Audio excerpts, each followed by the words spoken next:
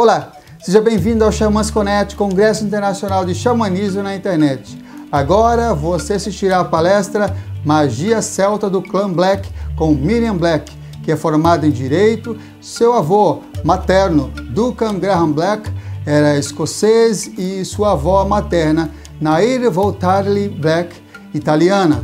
Herdou de sua mãe o misticismo e com ela aprendeu a praticar magia celta. Em 2004, sentiu o ímpeto de escrever livros sobre cultos, crenças, religiões antigas, buscando fundamento na arqueologia, história e antropologia. Na biblioteca do Museu de Arqueologia e Etnologia da USP e em obras e artigos do exterior, obteve suporte para suas obras, pois queria constatar se a magia que sua família praticava podia ser considerada de fato celta. Lembre-se, papel e caneta na mão, tablet ou celular para fazer suas anotações. Aproveite também e se inscreva em nosso canal, curta e compartilhe o link deste vídeo com seus amigos. Essa é uma das formas de você apoiar positivamente este projeto. Fique agora com a fala inspiradora de Miriam Black. Que as melhores energias cheguem até você. Xamãs Connect, primeiro Congresso Internacional de Xamanismo na Internet. Arrou, Metacuye Oyassim, por todas as nossas relações.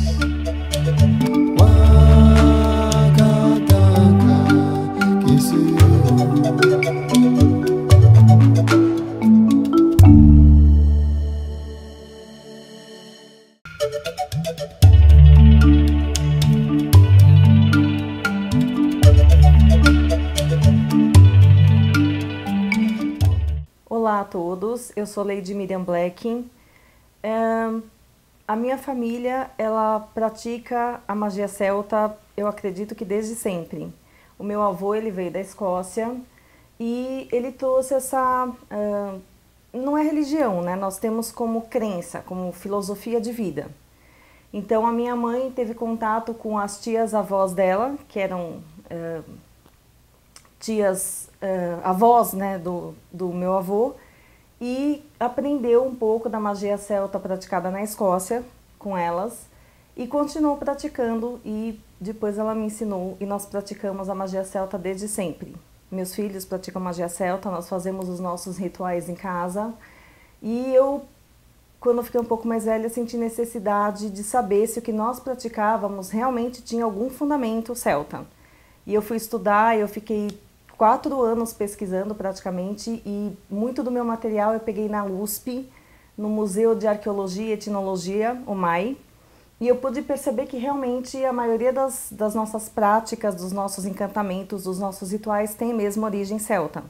E aí eu acabei até escrevendo Bruxas Celtas e publicando esse livro, que eu acredito que seja um livro interessante para quem quer saber um pouco mais, tanto a respeito dos povos celtas, arqueologicamente falando, quanto a respeito da cultura celta e da religião celta antiga, e principalmente da mulher nas sociedades celtas e da mulher enquanto praticante e oficiante da magia celta antiga.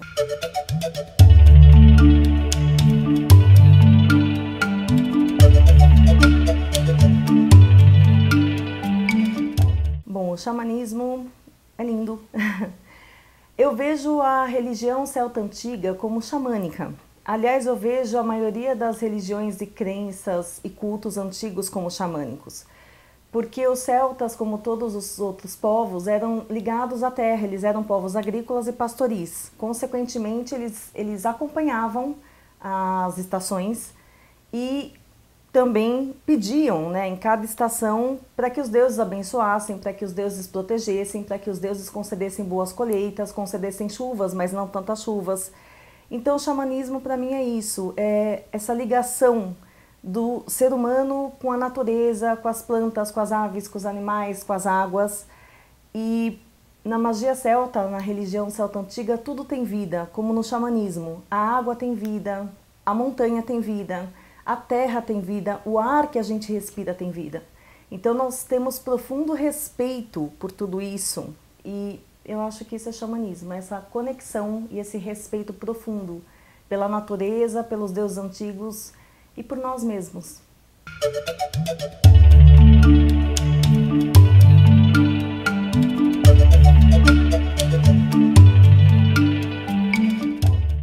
celtas, eles, arqueologicamente falando, nós podemos falar em povos celtas a partir de 1200 AC até 100 da nossa era. Eles eram divididos em várias tribos, os celtas não eram uma grande nação ou civilização homogênea, eles eram várias tribos que se espalharam por toda a Europa, desde a Europa insular, a Grã-Bretanha, a Ilha de Man, Irlanda, até o continente, Portugal, Espanha, que são os celtas da Península Ibérica, França, estiveram na Dinamarca e foram se estendendo, Itália, etc., alcançando inclusive a Ásia Menor, se estabelecendo, né, na Ásia Menor. Tem um santuário lá que era dos Gálatas, o Drunemeton, e chegando até o Egito, inclusive. No Egito, provavelmente como mercenários, não para se estabelecer. Mas durante um período de 300 a 400 anos, eles ocuparam praticamente toda a Europa. Eles eram povos extremamente aguerridos, mas também muito cordiais e muito hospitaleiros entre eles. E eles tinham esse dever de hospitalidade para com os estranhos. Eles tinham, dentro das suas crenças, eles não tinham também uma uniformidade religiosa, mas todos eles acreditavam que tudo que existe foi criado pela deusa, que eles chamavam mãe, auxiliada pelo Deus, que eu chamo de grande espírito. Eles chamavam o pai, que era o pai tribal, e aí cada tribo dava um nome, né, tanto para a deusa quanto para o Deus. E existiam vários seres encantados entre eles, então eles tinham contato com fadas, eles tinham contato com criaturas encantadas, etc. Basicamente, muitas coisas que nós conhecemos da religião católica foi tomado pela Igreja dos Celtas. Então, por exemplo, o Natal é celta, né? A ceia é celta, a árvore de Natal é celta, a troca de presentes é celta, a Páscoa é celta, a roupa do Papa é celta, né? Os celtas usavam, os druidas e as druidisas usavam as túnicas brancas com detalhes em vermelho, porque eles diziam que seres brancos com detalhes em vermelho eram seres do outro mundo. Então essa era a cor da divindade. E assim por diante. Por exemplo, o poderio da cavalaria romana, né, eles tomaram dos celtas. Foram os celtas que inventaram o estribo, etc.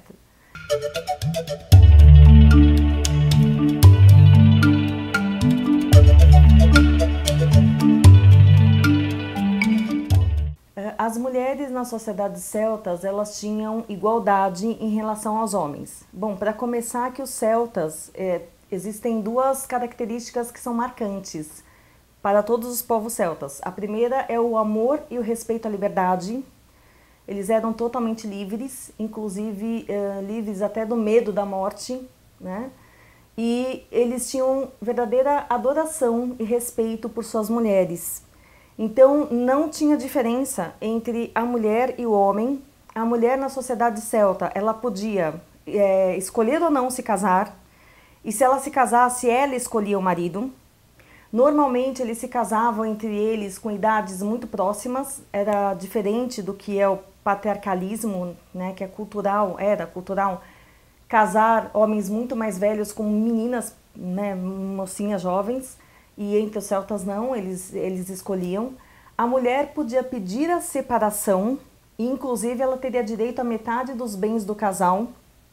E as mulheres tinham tanta autonomia para fazer negócios e para exercer qualquer tipo de profissão quanto os homens. As mulheres iam para o exército, as mulheres inclusive chegavam a altos cargos dentro do exército, de generais, e elas eram muito, muito respeitadas. E isso daí foi um fato que os romanos não se conformavam em ter que conversar, por exemplo, com rainhas celtas, né? Eles ficavam indignados. E aí teve a Boudica, que deu uma liçãozinha neles, foi ótimo. Mas existiram muitas rainhas celtas. A Boudica, ela era uma rainha, na verdade ela era chefe dos Iceni, ela e o marido, por volta de 69 AC, e o Prasutanag, ou Prasutanagos, como os romanos chamavam, e quando ele faleceu, ela então ficou no trono, e quando os romanos chegaram, ela foi entrar em contato com eles, e eles ficaram indignados e deram risada, né, dela, porque imagina, uma mulher sendo rainha, eles desrespeitaram totalmente. Eles estupraram as filhas dela, as duas filhas, e surraram Boudica publicamente para humilhá-la e para mostrar que quem mandava agora eram eles, os romanos. E Boudica se revoltou e a tribo inteira se revoltou com aquilo, porque era a rainha deles, e ela começou a chamar várias outras tribos celtas e eles se uniram contra os romanos e eles realmente foram tomando, eles ali onde hoje é a Inglaterra, né, chegaram até Londinium, que hoje é Londres, pilhando, queimando, matando, inclusive atos assim até bastante violentos, mas por fim Boudica acabou sendo vencida pelo general Suetônio, se eu não me engano.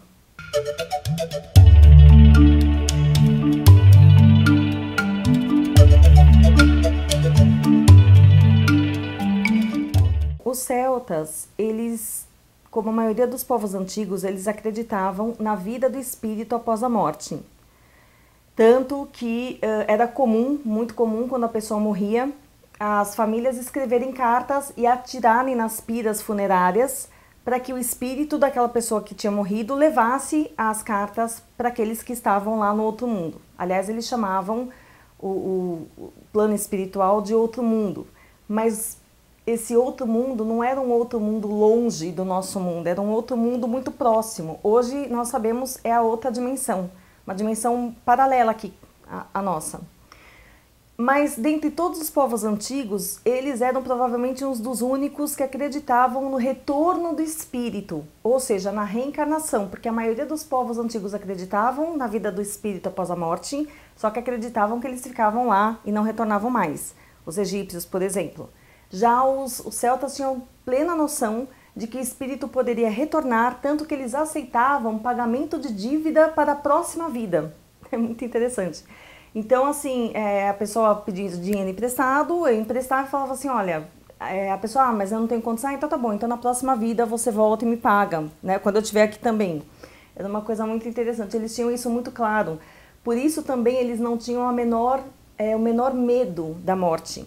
Os romanos relatam que eles iam para os campos de batalha como se estivessem indo para uma festa, para um festejo. Todos pintados, alguns inclusive iam nus, pintados de azul, como eu estou agora, com uma tinta chamada Izat, né, que era uma tinta tanto medicinal como uma tinta que trazia poderes mágicos de proteção.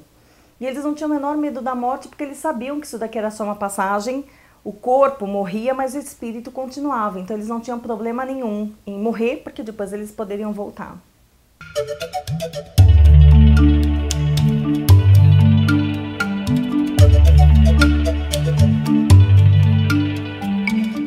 Bom, eu vou começar pelas druidisas e druidas. Druidisas e druidas eram os sacerdotes dos povos celtas. Não que eles não pudessem, que qualquer celta não pudesse conversar com seus deuses e fazer oferendas para os seus ancestrais. Mas dentro das crenças celtas existiam, vamos colocar assim, três grupos que eram mais preparados para lidar com a magia celta e com a religião celta antiga, que eram as druidisas e os druidas em primeiro lugar, cujo treinamento geralmente durava cerca de 19 anos. Os druidas eram treinados nos bosques de carvalho mesmo, assim, razoavelmente afastados do povoado. As druidisas ficavam em ilhas, bem afastadas mesmo, eram colégios de druidisas. E eu tenho para mim que inclusive os conventos se inspiraram, como tudo na Igreja Católica, se inspiraram nesses colégios de druidisas para criarem os conventos.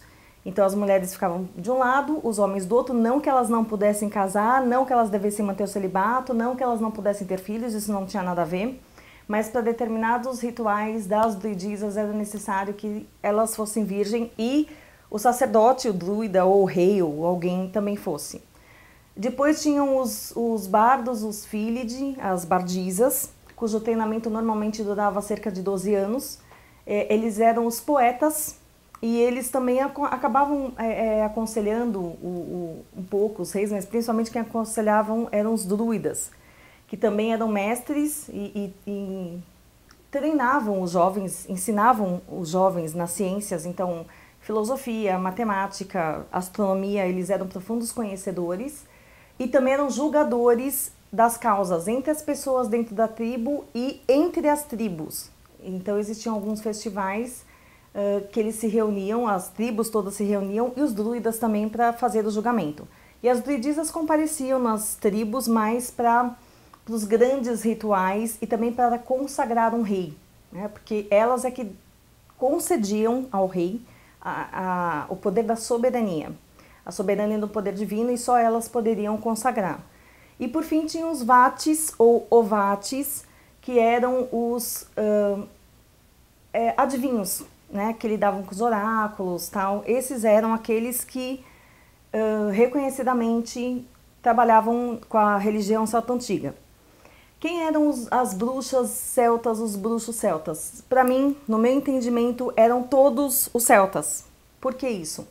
Porque qualquer celta poderia conversar com os seus ancestrais, conversar com os deuses, fazer uma oferenda, ir num poço sagrado. Não tinha impedimento algum, eles não precisavam de intermediários para falarem com seus deuses, como acontece com o cristianismo. Então, e inclusive isso era cultural, não era nem uma questão de religião, né?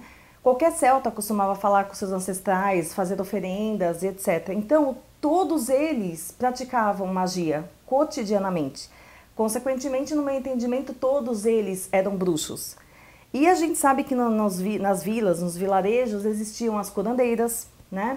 Existiam as Seanachis, ou me disseram que se pronuncia Xanahi, eu não conheço gaélico, mas eram as contadoras de histórias, que eram aquelas que, além de passarem a tradição, né, contarem os feitos dos antepassados, etc., elas também conheciam histórias celtas encantadas, que serviam para várias ocasiões. Então, por exemplo, tinham as histórias celtas no momento da morte, tinham as histórias celtas que deveriam ser contadas no momento do nascimento, tinham as histórias celtas que deveriam ser contadas antes de uma batalha, e normalmente tinham horários certos para isso, né? No meu entendimento, os druidas eram xamãs. Druidas e druidisas eram xamãs dos celtas, porque eles faziam tudo isso, né? Eles conheciam os oráculos, inclusive Ogã como oráculo, e como a escrita sagrada e secreta, eles conheciam as histórias, eles trabalhavam com curas, com as ervas. Então, os xamãs dos celtas eram druidisas e druidas.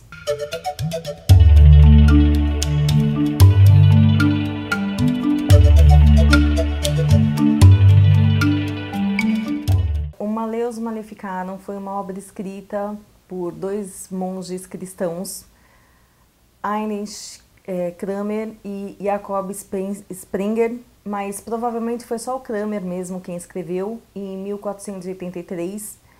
Ele era misógino e ele escreveu uma obra dizendo que as mulheres, elas faziam um pacto com o demônio, para conseguir poderes, para conseguir obter as coisas que queriam, porque naquela época as mulheres não tinham direito praticamente nenhum, né? Depois que o patriarcalismo cristão tomou conta de tudo, as mulheres perderam todos os seus direitos e passaram a ser inclusive dependentes dos homens.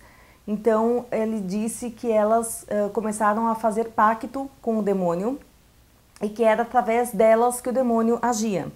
Então o Maleus se voltou basicamente contra as mulheres. Até então houve outras inquisições na igreja. Já em 1100 e alguma coisa, a igreja instaurou um tribunal de inquisição, inclusive contra alguns monges franciscanos, e eles foram enforcados. Depois ela instaurou uma perseguição, uma inquisição contra os templários, mas era uma questão de tomar as terras e tomar as riquezas, né, de intenções políticas. Mas o Maleus Maleficarum se voltou basicamente contra as mulheres. E aí começou uma histeria coletiva, porque ele serviu de arma, serviu de forma, né? De um vizinho, por exemplo, se vingar do outro, então o vizinho denunciava o outro, dizendo que viu a mulher dele sair pela chaminé voando numa vassoura, viu a mulher dele saindo escondida e se transformar num gato para ir num sabá, para fazer um ritual e etc. Diziam as coisas mais horríveis a respeito das mulheres bruxas, que eles chamavam de bruxas, né? Que matavam crianças e etc. Então, assim, centenas de milhares de mulheres foram mortas, homens também foram condenados, mas poucos. A maioria das mulheres eram queimadas, mas muitas também foram enforcadas. E assim, foi uma das piores perseguições que houve na história da humanidade. E isso marcou as mulheres para sempre.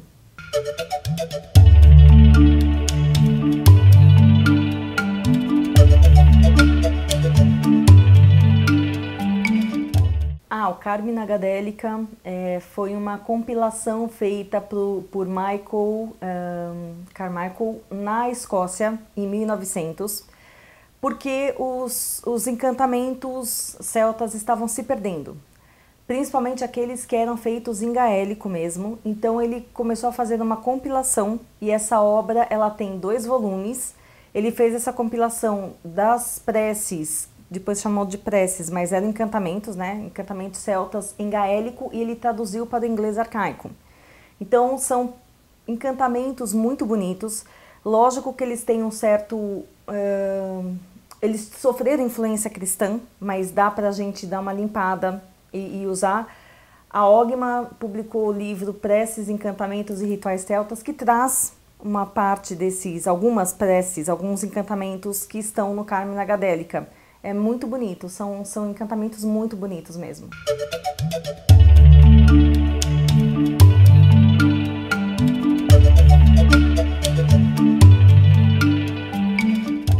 Na Escócia existe a deusa Beira, também conhecida como Rainha do Inverno. E Beira era uma deusa que construiu e criou tudo que nós temos no nosso mundo. Então Beira esculpiu a terra. Beira criou os vales, Beira criou os rios, Beira criou os mares, Beira criou as florestas, os animais. E Beira tinha vários filhos, todos eles, com exceção de um, eram gigantes terríveis, extremamente briguentos e mal-humorados. Então Beira criou as montanhas e colocou os seus filhos em cada montanha para que eles não brigassem mais. Mas mesmo assim eles continuavam brigando e um ficava jogando pedras e rochas no outro e neve, então isso deu origem às avalanches, isso deu origem aos terremotos e etc. Um dos filhos de Beira, que era o preferido dela, era muito bonito e ele se chamava Angus. E ele vivia na terra das planícies eternas, ou das planícies sempre verdes. E certo dia Angus teve um sonho. Ele sonhou com uma jovem muito bonita que chorava muito e pedia ajuda.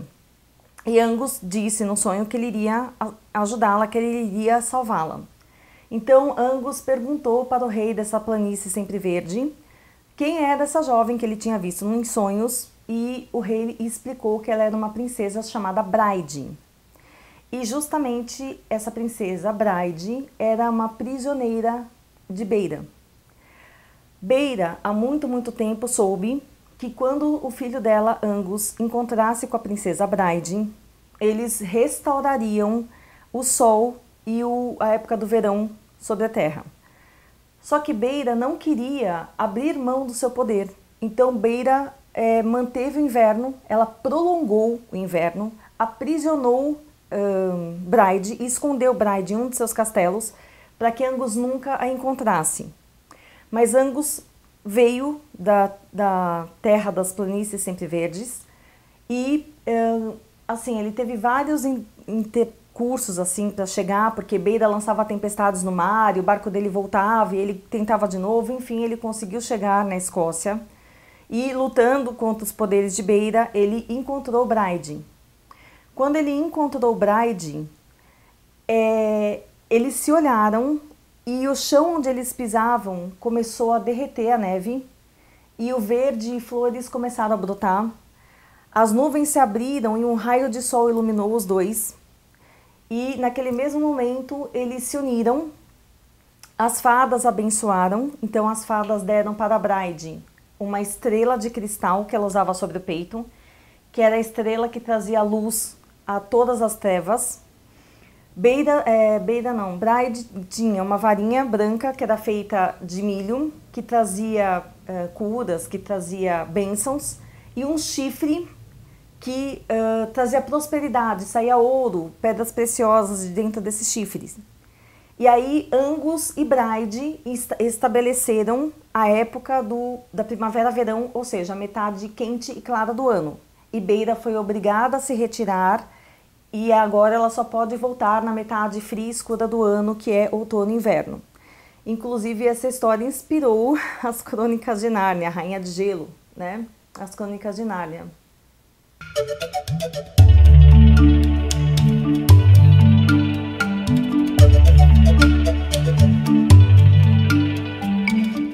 Como eu estava dizendo no começo, a minha família veio da Escócia. Eles sempre praticaram a magia celta, o paganismo em geral, vamos colocar assim. E por tradição familiar, eu mantenho a prática da magia celta, então eu chamo de magia celta do clã Black da Escócia. É a nossa tradição familiar, são os nossos costumes e são as nossas crenças. Nós não temos a magia celta como uma tradição, como uma religião, nós temos a magia celta como uma crença, como uma filosofia de vida. O clã Black tem princípios básicos e nós nos regemos por esses princípios e orientações, mas a magia ela é livre, ela é para todo mundo que queira aprender, tanto que na última década minha mãe e eu nós resolvemos abrir a magia celta do clã Black para todos aqueles que tiverem interesse em conhecer e em praticar, não como religião, mas como filosofia de vida. Na nossa crença, nos nossos rituais, nós utilizamos alguns artefatos mágicos. Dentre eles estão os 4 tesouros, que é inspirado nas lendas celtas da Irlanda. Então, o Tuatha Dé, ou o povo da deusa Dana, que eram deuses, quando chegaram na Irlanda, eles trouxeram com eles 4 tesouros, que vieram de 4 cidades encantadas. Então, eles trouxeram o caldeirão da abundância e da prosperidade, eles trouxeram a pedra da virtude, eles trouxeram a lança da vitória e trouxeram a espada da decisão. Cada um desses tesouros está ligado a uma estação do ano e nós criamos espaços sagrados a partir desses artefatos mágicos. Quando a gente posiciona esses artefatos mágicos de acordo com os pontos cardeais, eles automaticamente criam um campo magnético entre eles, abrindo ali um espaço sagrado. É mais ou menos o que as bruxas fazem nos círculos, né? Quando elas abrem os círculos com as vassouras ou com o que for. Nós usamos esses 4 tesouros. Então, eu pessoalmente eu faço com 13 cristais, 13 pedras grandes que eu uso. A entrada desse espaço sagrado, que é o círculo sagrado, é sempre pelo sudoeste, porque foi verificado que entre os celtas a entrada de alguns santuários era voltada para o sudoeste, aliás no oeste ficava sempre o outro mundo, ou seja, a oeste ficavam os espíritos, os ancestrais e os deuses. Então toda vez que alguém queria encontrar os deuses, seguia para o oeste. Então as entradas dos templos ficavam ao sudoeste. E nós posicionamos esses 4 tesouros fora do círculo e eles, assim que são ativados, eles abrem esse espaço mágico. E quando a gente abre um espaço mágico, quando a gente cria um espaço mágico, automaticamente nós estamos protegidos de qualquer energia negativa e ao mesmo tempo nós atraímos as bênçãos dos deuses, das criaturas encantadas, dos guardiões. Nós abrimos um portal ali que traz para nós energias benfazejas, de cura, tudo aquilo que nós pedimos e potencializa o nosso ritual.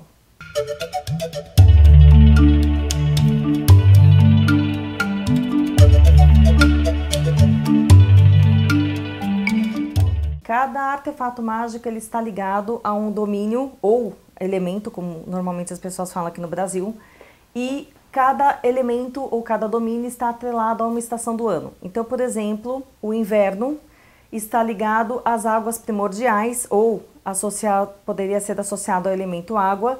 E aqui no hemisfério sul, nós associamos ao sul, ao ponto cardeal sul. Então, a gente pega a bússola e vai para o sul e posiciona. Na minha casa não, porque na minha casa já está montado o círculo sagrado, né? Então, a gente já sabe, mas se vocês forem fazer na casa de vocês ou em algum lugar, assim, numa floresta, no bosque, algum lugar assim, tem que usar a bússola. Depois, nós temos a primavera. Ela está associada às árvores sagradas, madeira, terra, né? Domínio das árvores sagradas, madeira, terra. E o símbolo dela é o caldeirão. Então, nós colocamos o caldeirão e a posição é leste. Então, nós colocamos o caldeirão a leste e traz abundância e prosperidade. Depois nós temos o verão, que é o sol, ou pode ser associado ao elemento fogo, e o símbolo do domínio sol-fogo é a lança da vitória de Lugh. Então nós colocamos aqui no hemisfério sul, no norte, que é o local mais quente que tem. Então a gente coloca a lança ao norte. E por fim, no outono, nós temos o domínio do céu, que também pode ser associado ao ar e ao metal.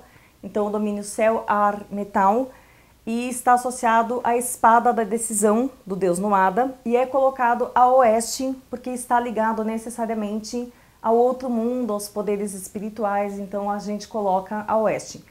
Eu falo isso do hemisfério norte-sul, o leste-oeste sempre se mantém, né? Mas eu gosto de trabalhar, porque eu estou no hemisfério sul, eu gosto de inverter e trabalhar a água no sul e o fogo no norte. E se você estiver no hemisfério norte, é ao contrário, mas aí fica a critério de cada um que está celebrando o ritual.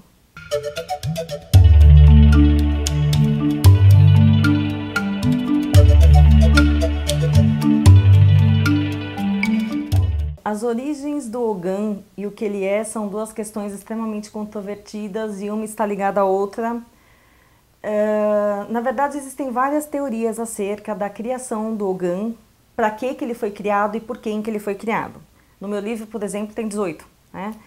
E os acadêmicos até hoje não chegaram a um consenso de efetivamente em que momento ele foi criado e para que ele foi criado. Mas, basicamente, eu acredito que o Ogã, ele é um método de autoconhecimento, um método oracular, um método de cura. É uma simbologia extremamente rica, complexa e profunda. Até onde eu pude estudar, para mim o Ogã inclusive é pré-céltico, ele não é nem céltico. Então o que acontece? São 20 símbolos que depois foram associados às letras do alfabeto para poder ser usado como escrita, mas entre os celtas ele nunca foi usado como escrita. Ele era um alfabeto sagrado e secreto, usado necessariamente na magia e também oracularmente entre druidisas, druidas, bardos e talvez até entre os vates. Ele foi, agora ele tem 25 símbolos, porque foram acrescentados mais 5 para acomodar sons estrangeiros, né, posteriormente, e cada símbolo ou cada letra ogâmica está associada a uma árvore, uma ou mais árvores. Tem gente que diz que não tem nada a ver com árvores, essa é a teoria, uma das muitas que existem, do Daniel McManus, por exemplo, porque ele tentou traduzir cada nome ogâmico para a língua irlandesa, porque ele diz que o Ogã foi criado para a língua irlandesa. Mas, na verdade, a língua irlandesa teria surgido em torno do século III. E ele tentou traduzir esses nomes das letras ogâmicas para o irlandês arcaico. E, lógico, nem todo nome era nome de árvore, simplesmente porque o Ogã é muito anterior do que a língua irlandesa, né? Então, ele não conseguiu. Para mim, como o Ogã é pré-céltico, eu uso uma fonte muito, muito antiga chamada Auricepta, que é uma compilação feita por monges católicos entre os séculos 7 a 10. É um estudo basicamente gramático do Ogã e do Ogã na métrica, na poesia, mas eles falam no Auricepta que cada letra ogâmica está atrelada a uma árvore. Inclusive, em um dado momento, eles falam que existem as árvores naturais, que são aquelas que se encontram na natureza, e existem as árvores artificiais, que são aquelas do Ogã. Então, ele está ligado às árvores. E eles dizem, inclusive, que existem árvores que estão até extintas, estavam extintas naquele momento. Então, até pode ser por isso que não houve uma tradução, não teve como traduzir o nome do Ogã para uma árvore, porque já não existia mais aquela árvore, se desconhecia o nome. Mas, lógico, o Ogã ele está ligado a tudo, ele está ligado às árvores, ele está ligado a locais, ele está ligado a animais, ele está ligado a aves, ele está ligado a toda a natureza. É um dos métodos mais completos de tudo que existe. Eu acredito que seja o oráculo mais antigo do Ocidente, eu desconheço o outro, e eu uso o Ogã não só como oráculo, ele está longe de ser só um oráculo, embora ele seja um método de orientação para as pessoas e de iluminação maravilhoso, mas ele é um oráculo, ele pode ser usado como terapia alternativa para curas, Ele pode ser usado para autoconhecimento através do mapa ogâmico e, lógico, ele é usado na magia para abrir um portal e ele traz todo um universo de possibilidades. Cada símbolo desencadeia um universo de dons, de habilidades, de tudo aquilo que as pessoas precisarem. Então o Ogã é muito sagrado, muito bonito e eu também estou ensinando Ogã. Quem quiser aprender pela tradição Black, eu estou à disposição.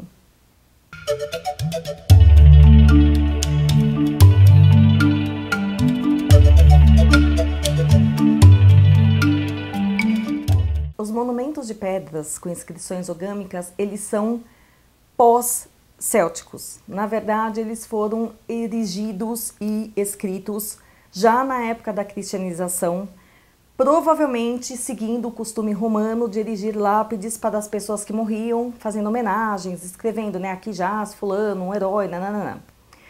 Porque os celtas nunca escreveram nada, a cultura dos celtas era essencialmente oral, por isso que muitas coisas se perderam, muitas informações infelizmente se perderam. Nesses monumentos de pedra, eu vou falar daqueles que estão nas ilhas, no continente tem pouquíssimo. Nas ilhas, a maior parte dos monumentos de pedra está concentrada na Irlanda, tem em torno de 350 e poucos na Irlanda. Alguns têm só as inscrições ogâmicas, outros têm as inscrições ogâmicas com runas e com latim. A exemplo da Hackness Cross, né, que é objeto de estudo até hoje. Na Escócia nós temos aí em torno de, acho que umas 10, 12, pouco. E aí tem um pouquinho na Inglaterra, um pouquinho na Ilha de Man e no País de Gales. É pouco mesmo. Até porque as pessoas, infelizmente, usaram muitas dessas pedras para fazer construção de casas, para fazer cerca para segurar o gado, então assim, se perdeu. Mas essas pedras, elas são dos descendentes dos celtas, vamos colocar assim. Os celtas mesmo nunca escreveram em pedras. Eventualmente na magia, eles riscavam em madeira ou riscavam em pergaminho, mas eles depositavam nos poços sagrados, né, essas escritas ogâmicas, pedindo proteção, pedindo o que fosse, então se perdeu. E por fim, tem aquela cruz celta, né, que todo mundo fala, ah, cruz celta. Essa cruz não é celta, ela é uma cruz muito bonita, mas ela é um símbolo cristão que foi criado nos países célticos pela arte celta, mas é um símbolo cristão.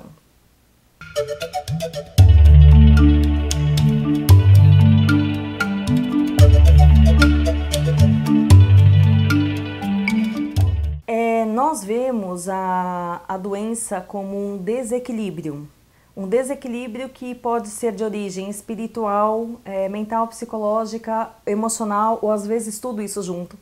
E ela acaba se manifestando no físico. Então nós vemos, quando chega no físico, o que nós vemos não é a doença em si, nós vemos o sintoma daquele mal que foi desencadeado. Então, por exemplo, no meu clã, a gente usa muito remédios feitos de ervas, né, remédios naturais, terapia com cristais, terapia com aplicação das próprias energias do Ogã. A gente procura não utilizar os remédios alopáticos porque eles mais desequilibram, né? E eles não curam a causa, eles mascaram os sintomas. Então, para nós é isso, a doença ela é um desequilíbrio e você se cura quando você entende a causa e você se reequilibra, através da magia, através de rituais, através de meditações, contato com a natureza e os medicamentos naturais.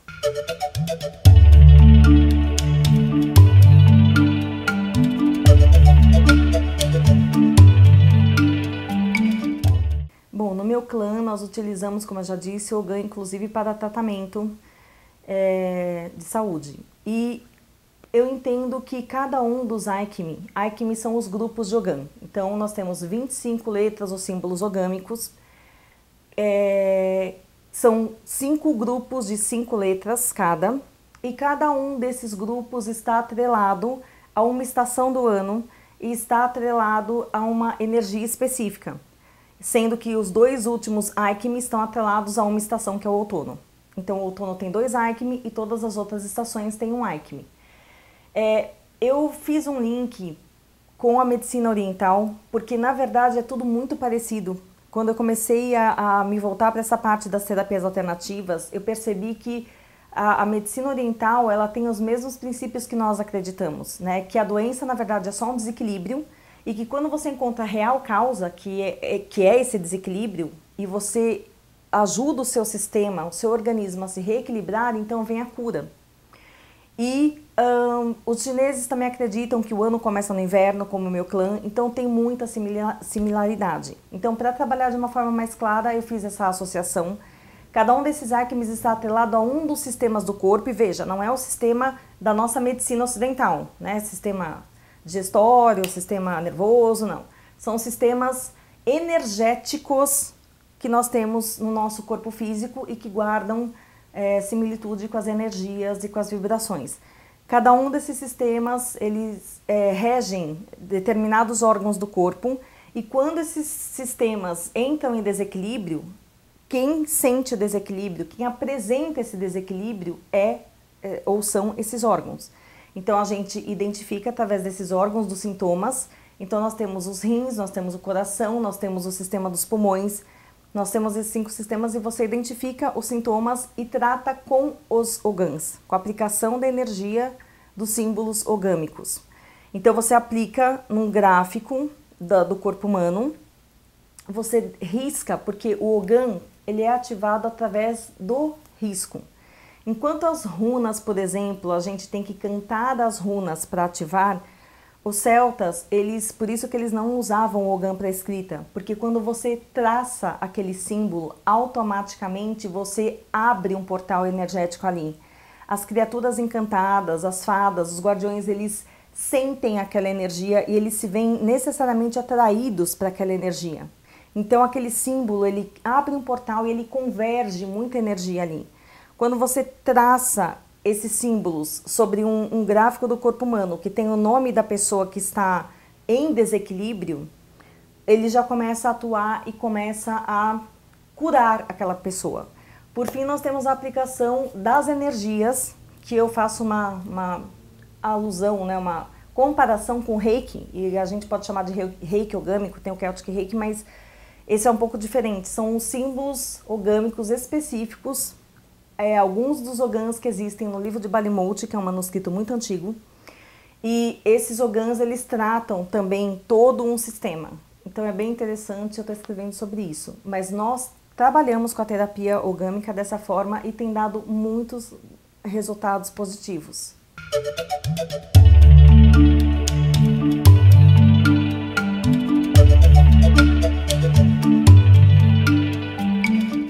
Eu agradeço a todos vocês que estão assistindo.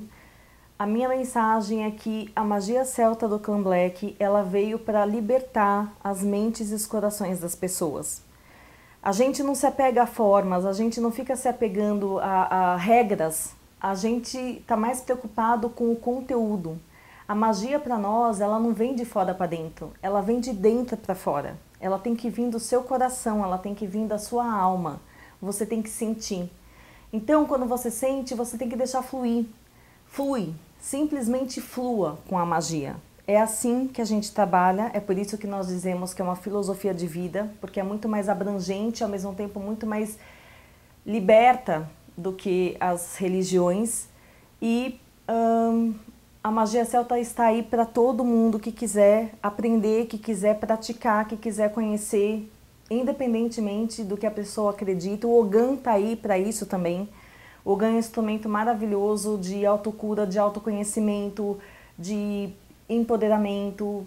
É um instrumento bárbaro e ancestral, é uma sabedoria ancestral. Também está aí para todo mundo. Então, conheçam, tenham acesso, vão buscar e deixem a magia fluir, mais do que se preocupar com as formas das coisas. Eu vou cantar só um pedacinho da canção Encantada, porque ela é uma canção que deve ser cantada somente à noite. E não traz boas vibrações se você canta essas canções encantadas em horários que não são adequados. Mas ela é basicamente assim. Se você quiser conhecer de onde eu vim, é só vir comigo, eu vou mostrar o meu país. É um lugar distante, cheio de aventura e fantasia, O país das fadas é o mundo da magia. Vamos, crianças, vamos voar para um mundo encantado encontrar. Vamos, crianças, é só dar as mãos. Ouçam as fadas chamando com esta canção. Então essa música a gente canta tanto para trazer o sono, principalmente para as crianças, e funciona, eu cantei muito para os meus filhos, como para trazer bons sonhos. Esse é um juramento que nós fazemos no meu clã. Inicio o meu caminho na magia, reconhecendo o teu poder, ó grande mãe. Ao conhecer-te, entendo que há uma grande verdade que sustenta tudo que existe, livre-arbítrio. Ao entender isso, sinto-me livre para fazer minhas escolhas, consciente da responsabilidade que envolve cada uma delas. Assim, escolho o teu caminho, o caminho da magia, da verdade, da vida. A partir de hoje, estou contigo, mãe, todas as noites e todos os dias. De dia brilha o sol, à noite a lua ilumina. Não existe escuridão na tua trilha. Eu sou bruxa, minha mãe, agora e sempre, e nunca estarei sozinha. E vocês podem encontrar tanto a Canção Encantada quanto esse juramento aqui no livro Bruxas Celtas, 4ª edição. E quem quiser ouvir a Canção Encantada, me manda um WhatsApp, tem lá no meu blog também o meu WhatsApp, eu mando para vocês. Mas é para cantar só à noite, e quanto mais lentamente você conseguir cantar, mais efeito ela faz. Gostou da palestra? Se você chegou até aqui, provavelmente sim. Sou Samuel Souza de Paula, idealizador do Xamãs Connect, Congresso Internacional de Xamanismo na Internet, e autor do livro Práticas Bioxamânicas, Despertar das Capacidades Interiores. E é uma alegria saber que está prestigiando esse evento, onde grandes condutores xamânicos compartilham as melhores práticas para o reconhecimento do seu poder pessoal, manter melhores relacionamentos, desenvolver sua espiritualidade e ampliar sua consciência com dicas, jornadas, segredos e um conteúdo imperdível. Deseja apoiar e se beneficiar ainda mais com esse projeto? Acesse ao site xamansconnect.com.br e informe-se que as melhores energias cheguem até você. Arro, Mantaku Yoyasi, por todas as nossas relações.